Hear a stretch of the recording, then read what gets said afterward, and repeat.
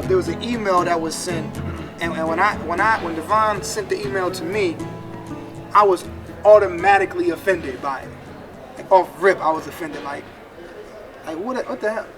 What? This is only sent to only the black males. That mean that white males didn't receive it. That mean that Latino men didn't receive it. That mean that Arabs didn't see it. Nobody received this specific email but black men. And I was automatically offended by it because without a doubt, it's racial profiling. Now, if you all are from where I'm from, we deal with racial profiling all the time. So if you all have made it from that condition, you've made it from out of the inner city or the suburbs or wherever, you shouldn't have to come to school and be racially profiled as well. Now we can't deny the fact that some robberies are taking place and there's some issues that's going on campus that I want to address with you all as well. But I guess my question to you is can I be honest with you all? Can I be honest with y'all? You mind if I be honest? You sure? You sure? Can I be honest? Can I be honest? Be honest. Sister, can I be honest, sister? You sure? Yes. Brother, can I be honest? Why are y'all so scared here, man? Why are y'all scared? Why are you afraid? Afraid to stand up. When you got that email, what did y'all do? You didn't do nothing. Let it go. You just let it go. Why did you let the email go? Did you hear about the email, sister? Yes, I did. We discussed it in one of my classrooms, actually, in a criminology class. And my professor was just like, just kind of conform to it. And I'm like, wow, like when a black male addresses that to the classroom and asks, did any of the other students in the classroom receive this email? Of course, most of the classroom was white. And everybody said no, like the professor, he said, just go ahead and conform to it. If they, stop you, just, give in to it, let them pat you down or whatever, and then they'll be about their way. But I knew someone who was patted down 4 times, not 1, not 2, not 3, but 4 times by the same officer. And he ended up going to jail because of that. And, he didn't stay in long, granted, or whatever, but they try to say that he fit the description, which he fit no description. Like they said, yeah, black, tall male, whatever, but like it's not the same. He's not the same shade, nothing like that. Like it's totally opposite. Right. So for them to say that he fit anybody's description, I just thought it was wrong. And he contacted newspapers, the news and all of that stuff. But it's the ongoing thing, and it really is a shame. As a woman to see, as an African American woman to see African American men. Not only on the news being racially profiled, but in an institution that should be focused on higher education. As a woman, how does that make you feel? I feel terrible about it, really, because even though they might not be charged with anything, they still can, that can go reflecting back on their record. Oh, well, yeah, they were arrested for this. They were picked up. They've been arrested before. You know what I mean? But that might not be their character. But, say they might become a political figure or anything like that, it's going to fall back on their past, their history. And on campus, wow, you were doing all of this on campus? No, I wasn't. I was wrongfully arrested. But, the media won't see it that way. Right. Now, I'm not trying to suggest that there's no robberies taking place and that maybe, just maybe, there may be some African Americans who are doing the robberies. But let me tell you something. They would never send that to white males. They would just never do that. They would never send it to a Jewish group. They would never send it to they would never send it to anybody but us. And my question is to you all, start with you. Why would somebody be bold enough to do it to us and not to, let's say, a Jewish group? What do they know about us? That we're not going to take action. Like, we're not going to fight for what's right, basically. Like, we're not.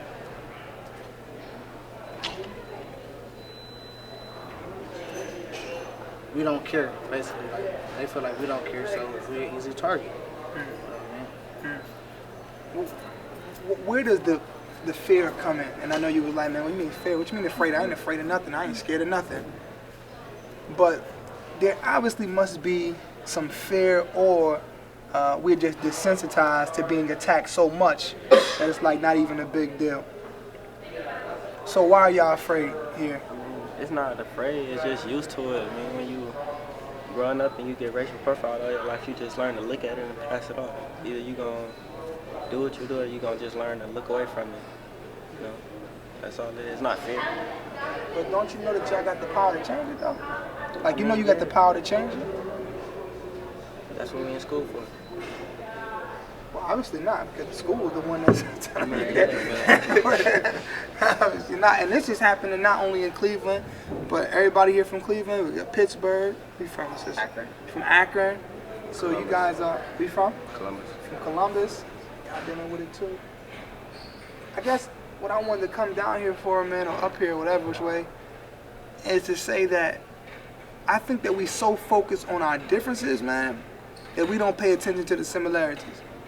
Y'all cats are strong, man. Y'all strong, man. Who's the Sigma here? No, Said the Sigma he left? He was supposed to be. But we so focused on who's a different fraternity and who's in a different sorority, and I'm from Pittsburgh, I'm from Cleveland. We don't take the time to focus on what we have in common. Like, there should have been some type of rally where all black men, all of the young brothers, stood in front of the student union or stood in front of the president's house and demanded that, number one, that Akron University sends an email to apologize that they sent this email out, number one. And number two, you know what? We want a few more scholarships, man, out of Akron University to African American males. So that, and not only that, but that the police department that is obviously being trained to racially profile, there needs to be some retraining that takes place within Akron University Police Department, or whoever the case may be. But if y'all not willing to stand up and speak out, and you so worried about who got the, yeah, I mean this, and who wearing that, and who party is the best, then we're gonna keep on running into the situations like we're running into. Now, don't get me wrong, the robberies that are taking place, man, should not be taking place, right? But at the same time, you can't categorize a whole group of people based upon a few mistakes, because they don't do that to nobody else but us. Nobody else. Another situation happened here recently. Tell me about the shooting that took place at the Sigma. I wasn't there, but for what I hear was, you know, it was a little pro show going on. After the pro show was an after party. And from what I hear was the police was right across the street or something from the party. And you know, they seen people fighting, and then they didn't do nothing about it. So when they did come, I guess people started shooting, and by then it was too late. 6 people got shot. So it's like. So let's start from the beginning part. Why are we fighting? What's the percentage of y'all here, man? Y'all like what? 10%? I mean, I'm actually a promoter out here in the University of Akron. I have my own company, Slap Entertainment, and I ask myself that question a lot, honestly. And I find us weak, like you said, weak in numbers, weak in education, weak in just weak in everything. Our mind is just weak, just because I go up to people all the time and I expect them to take what I'm selling to them, my flyer, and look at it and say, oh, look, this is another black man, even though he's in school, but he's trying to make something. But what they do, they criticize him, you know? So that right there, that's a hate, you know what I'm saying? That puts a gap in between us. Huh? Why do you think they do that? Why do they do that? Yeah. It goes back to that weakness of and us not being together. So it's no real reason why they do that, because they're not doing it. Honestly, I think that's what it is. So then all that take place, they want to take away from what I got to offer. But that's besides the point. The point here is, you ask the question why we're afraid. Why we're afraid? Because number one, we're outnumbered. Number two, we're still in school, so we really can't act upon anything that's being done to us, especially when it comes to the people who's giving us the education. So right there, that's something people don't want to speak out and lose going to school and lose opportunity, lose having a chance, you know, having that divine chance that if I go to school, I'm gonna be this. So if you speak out against this, and what do they say? Hey, no more of this, or just because you an individual who want to speak out and you don't have that numbers behind you, which they do, whoever they is, whether it's white, black, African American, or whoever, if they can come together, once you come together, that's how you make a statement. But if you don't have a core, you know, you don't have nothing. You don't have numbers. So that's why we're afraid. Now let me take everything that you said and kind of talk about it. Number one, I want you to know that every movement that this country has seen was led by students. It was led by young people, brother. Look at your history, man, in Greensboro, North Carolina. You've heard the story where the students went to Woolworth and they sat down, even though the person said, we will not serve any black people. We will not serve any colors. These students from North Carolina A&T decided to sit down, and it sparked a major movement all across the entire country. It was students. SCLC, right? Southern Christian Leadership Conference. Dr. King, when they was marching, he was still a student at Morehouse, man. SNCC, Students for Nonviolent Coordinated Committee. CORE, Congress of Racial Equality. These were organizations that were all across this country, man. It was led by young people. Why? Because young people got the energy and they not afraid. If they making y'all afraid, we effed up, man. We messed up. And you said something else that was deep, that the people that are educating you, that it's almost like sometimes, man, I feel like the education from college can sometimes make us weaker than truly understanding the importance of empowering our community. You know, as this is your, you know, one time I was in a barbershop and this girl, black girl, she was outside getting beat by this guy. And we rushed out there to save her. But it was too late. I mean, he had stopped by the time we came out there. But then when we came back in the barbershop, some cats was like, man, what y'all going out there saving her for, man? That ain't your business. That wasn't the worst part. The worst part of that story was there was a 5-year-old boy getting his hair cut, looking and hearing grown black men say that it's not my business. It is your business, man. And I know it seems crazy. And it seems like, man, I can't do this. And especially with yourself, man, in the business that you getting into with promotion. You know that everything is about, you know, every time a party come out, this is the best party of the whole entire year. Won't no party be better than this. It's all about hype, right? You know, that's all about marketing, getting the word out there. The same way you're doing that with a party, because if you truly want power, if you really want power, getting 1,000 people to come to the party and getting power. Because they was already looking for a party to come to. They was already looking for one. True power, man, is getting that group of people to do something they wasn't going to do in the first place. So the same way you promote the parties, man, start promoting the movement. Promote a movement, man. Find a cause for everybody to come together on. What's that cause? I don't care if the cause is student loans. And we want more scholarships. You'll find whites, you'll find Asians, you'll find whoever. You found everybody rallying a part of that cause. What I'm saying to you guys here at Akron, man, y'all have to find a cause where everybody can rally around. That no matter where I'm from, I can relate to this cause. No matter if I'm from Pittsburgh, if I'm from Akron or from Columbus, I'm pissed off about the fact that they would have the audacity to send a damn email like that. I'm pissed off about that. And you know what? I don't care if it's 10 people. Don't ever think that any movement was led by 1 million people. Every movement started out with a small group of dedicated people. Look at what's going on in New York right now, Occupy Wall Street. Started out with a small group of people.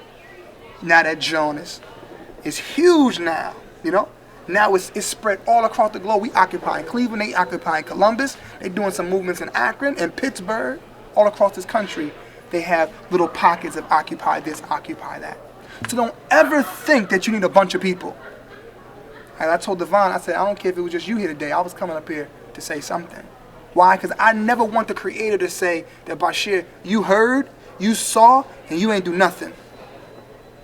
I never want the creator to say that I gave you the facilities, man, to make a change, and you ain't do nothing. I don't want to have to deal with that.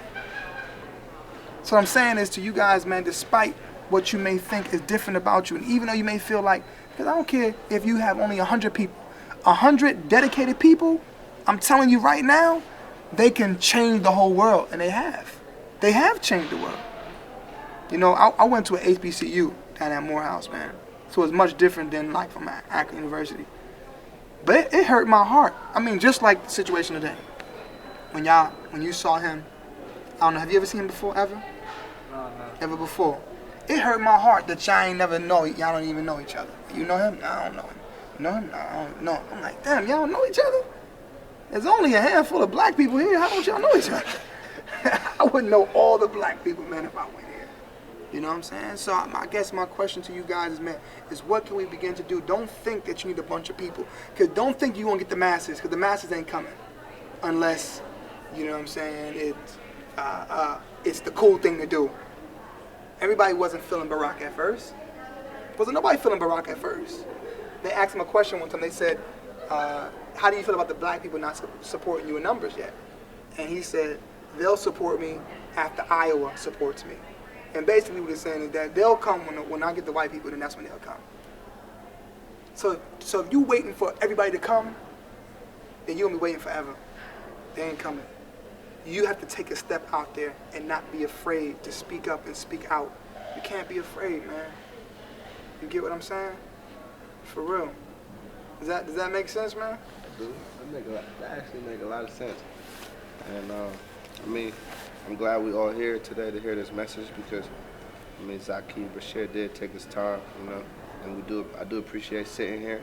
And I say that because I'm sitting here, not representing me, but I represent a lot of things. And it's an opportunity that we're all here that we could take, step and really be something, and really be a part of something, be a part of this university, and stop being outsiders and actually enter the door that we're afraid to open. So I mean, I appreciate it, and I definitely am glad I'm here. And I'm here with my mentee. I really want to hear what he has to say. So, honestly, you have anything to say, D'Angelo? You're the only mentee here. You looking around like, what you talking about? What's up, D? I don't think it's fair. I don't get why they just send it to y'all. Like, it's not right for a certain amount of people to just be blamed for something they might have not committed. It's just crazy. That's all I gotta say.